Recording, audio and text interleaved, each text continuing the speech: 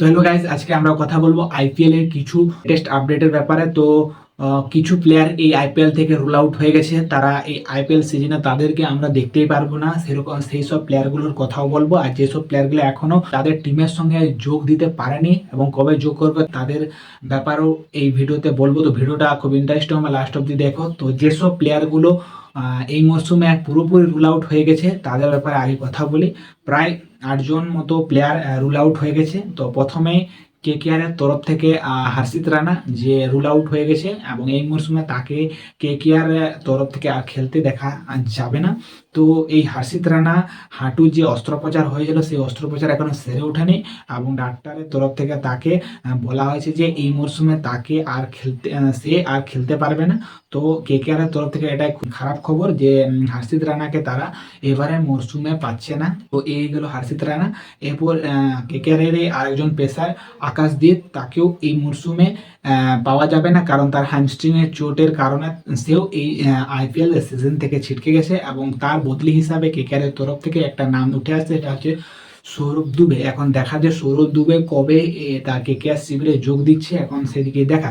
KKR এর যে দুটো অভিজ্ঞ পেসার এবং তাদের স্টার্টিং লাইন আপের প্লেয়ার, তাদেরকে এবারে মৌসুমে পাচ্ছে না। খুব একটা হার্টব্রেক হয়েছে কেকেআর ফ্যানদের এবং দেখার যে তারা এই দুজনের বদলি কাদেরকে নিচ্ছে এবং সেদিকে এখন নজর ক্রিকেট প্রেমীদের। তো এই গেল কেকেআর আপডেট। এরপর কথা বলে সিএসকে এর একটা প্লেয়ার, যে প্লেয়ারটা সেও রুল আউট হয়ে গেছে এই সিজন থেকে, সেটা হচ্ছে নেথন এলিস, অস্ট্রেলিয়ার নেথন এলিস। তো তাকেও অনেক আশা করে টিম ম্যানেজমেন্ট কিনেছিল এইবারে মিনি অকশনে, তো তাকেও পাওয়া যাচ্ছে না এইবারের সিজনে। সিএসকে এর একটা মেন বলার হিসাবে দেখা হচ্ছিল তাকে, এবং সিএসকে এর জন্য এটা খারাপ খবর এবং সিএসকে ফ্যানদের জন্য এটা খুব একটা হার্ট ব্রেকিং খবর এটা।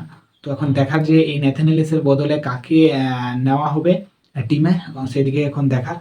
তো এই গেল সিএসকে এবং এরপর আর এর তরফ থেকে দুটো প্লেয়ার তাদের রুল আউট হয়ে গেছে। প্রথম প্লেয়ার হচ্ছে স্যাম কারান খুবই অভিজ্ঞ এবং খুব ইম্পর্টেন্ট প্লেয়ার ছিল রাজস্থান রয়্যালের। তার চোট লেগেছিল টি20 বিশ্বকাপে এবং সেই চোট এখনো সেরে উঠতে পারেনি। তো এখন দেখার যে তার বদলি হিসাবে কাকে নেওয়া হচ্ছে। এবং স্যাম কারান এদের টিমে একটা পেসার এবং ব্যাটিং অলরাউন্ডার ছিল। তো খুবই একটা খারাপ খবর রাজস্থান রয়্যালের জন্য। তো এই গেল আরেকজন যে রাজস্থান রয়্যালের যে রুল আউট হয়ে গেছে এই মরশুম থেকে, অ্যাডাম মিলনে, পেসার বোলার।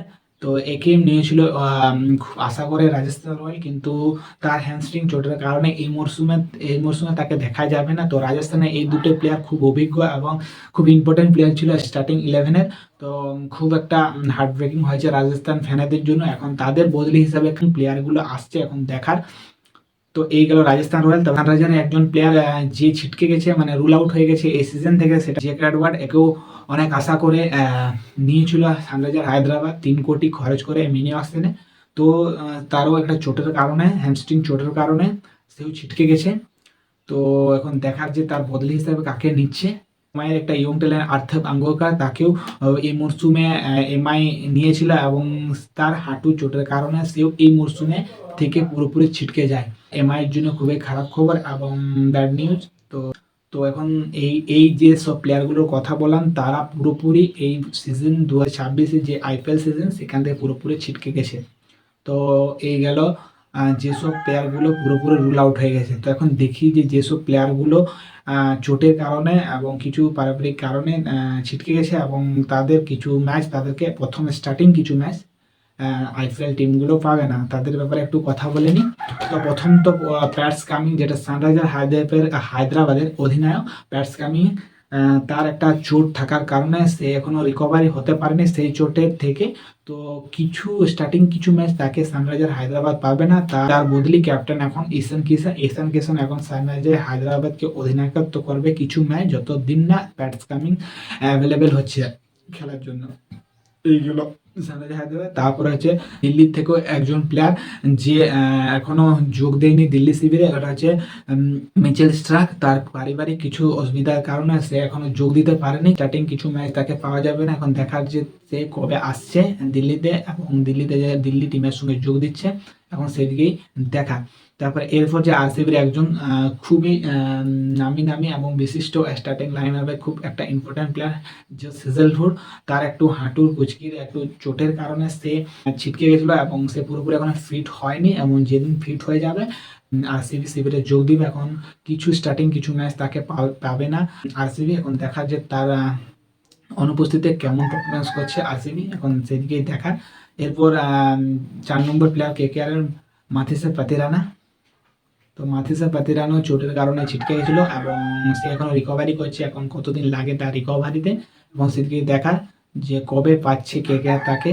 এবং খুব একটা হিউজ অ্যামাউন্ট দিয়ে তাকে মিনি অকশন থেকে তুলেছিল সিএসকে থেকে।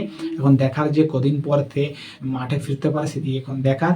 আর যদি না ফিরতে পারে সেটা কেকেআরের জন্য খুবই খারাপ খবর। এই গেল 4 নম্বর প্লেয়ার। 5 নম্বর প্লেয়ার হচ্ছে পাঞ্জাব কিংসের লাকি ফার্গুসন, বিশিষ্ট নিউজিল্যান্ডের বোলার এবং খুব অভিজ্ঞ আইপিএল এবং বিভিন্ন টি20 লিগে খেলা একজন অভিজ্ঞ পেসার, এবং পাঞ্জাবের জন্য একটা খুবই একটা ইম্পর্টেন্ট প্লেয়ার ছিল। তাও একটা পারিবারিক কারণের জন্য কিছু ম্যাচে তাকে পাবে না পাঞ্জাব কিংস। এখন দেখা যে কটা ম্যাচ মিস করছে এবং কবে পাঞ্জাবকে যোগ দিচ্ছে, এবং সেদিকেই দেখা। এইগুলো 5 নম্বর প্লেয়ার এবং 6 নম্বর প্লেয়ার এবং অন্তিম প্লেয়ার যাকে এখনো পাওয়া যাচ্ছে না কিছু ম্যাচের জন্য, সেটা হচ্ছে সিএসকে এর ম্যাথিউ শট। তো এই ওপেনারকেও পাওয়া যাচ্ছে না, বুড়ো আঙ্গুল ভেঙে যাওয়ার কারণে তার অস্ত্রোপচার হয়েছে এবং সে এখনো পুরোপুরি ফিট হয়নি, সেই জন্য তাকে কিছু ম্যাচ পাবে না সিএসকে। এখন দেখার যে কবে ম্যাচ ফিট হচ্ছে ম্যাথিউ শট, এখন সেদিকে দেখা। তো দেখা যাক কবে ম্যাচ ফিট হয়ে সে সিএসকে শিবিরে যোগ দিচ্ছে এবং সেদিকে দেখা। তো এই যেসব প্লেয়ারগুলোর নাম বললাম, এরা স্টার্টিং কিছু ম্যাচ তাদেরকে খেলতে দেখা যাবে না, কিন্তু মিড সিজনের দিকে তারা চলে আসতে পারে এবং যে টিমে যোগ দিতে পারে। এখন দেখার যে কবে যোগ দিচ্ছে এই প্লেয়ারগুলো। তো এই হলো আইপিএলের কিছু আকর্ষণীয় এবং চোট আঘাতের খবর। তো যদি তোমাদেরকে এই ভিডিওটা ভালো লাগে তো ভিডিওটাকে একটা লাইক করে দিয়ে যাবে, ইন্টারেস্টিং ভিডিও। এই চ্যানেল আসতে থাকবে তো মনে করে সাবস্ক্রাইব করে যাবে। ঠিক আছে, দেখা হচ্ছে নতুন কোনো ভিডিওতে।